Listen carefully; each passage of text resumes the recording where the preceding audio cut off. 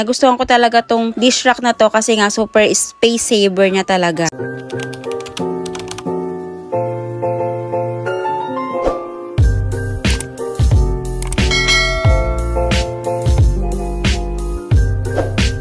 Hello mga kabudol! So finally dumating na nga tong aking bagong dish rack over the sink na may 2 cabinets. Ang tagal ko nga pinag-isipan kung bibili pa ako ng ganito dahil yung una kong ginamit is kinalawang na. Kasi naman, tingnan nyo naman yung itsura ng kusina namin. Ang liit-liit na nga tapos ang dami-dami pa naming gamit.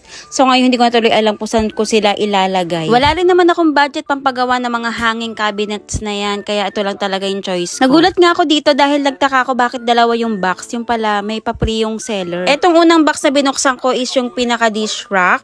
Ayan, so meron nga siyang manual kung paano siya buuin at meron din siya mga tools. So ito namang second box is yung pinaka-freebies niya. Hindi ko nga in-expect na malaki rin pala to tapos metal pa. So ganito nga yung itsura niya kapag nabuo na. So para madali lang naman siyang gawin kaya inuna ko na siyang buuin. Ganito nga yung kinalabasan niya at ang maganda rito na a-adjust siya. Pwede nyo siyang paliitin, pwede nyo siyang laparan. Then dito naman tayo sa dish rack. So hindi na nga bago sa akin mag-assemble ng ganito kaya madali na to para sa akin. Meron din naman siyang instructions sa mga tools kaya hindi ka rin naman talaga mahihirapan. Ito na yung kinalabasan niya at doon ko na nga siya sa lababo i-assemble yung mga accessories. Naiayos ko na nga siya dito sa lababo namin at nalagyan ko na rin siya ng mga gamit. So ito na nga yung kinalabasan niya. Sobrang dami ko talagang nailagay. Kinapit ko na rin pala siya sa pader dito sa may bandang taas para hindi siya basta-basta mabubuwal. Naisipan ko na nga rin siya lagyan ng ganitong stand yung mga ginagamit sa washing machine at refrigerator para maiwasan din natin yung pagkakalawang niya. Hindi lagi siya mababasa. Yun kasi napansin ko sa dati namin ginagamit na dish rack kaya siya madaling kinalawang kasi lagi siyang nababasa at nabababad sa tubig. Kaya ngayon bago ko itaob dito yung mga plato, papatuloyin ko na lang muna sila sa palanggana tsaka ko siya ilalagay dito sa dish rack. So nasa atin na lang din kasi kung paano natin siya iingatan para tumagal and then nagustuhan ko talaga tong dish rack na to kasi nga super space saver niya talaga. So yun lang mga kabudol, ilalagay ko na lang sa yellow basket saan ako nakabili. Thanks for watching!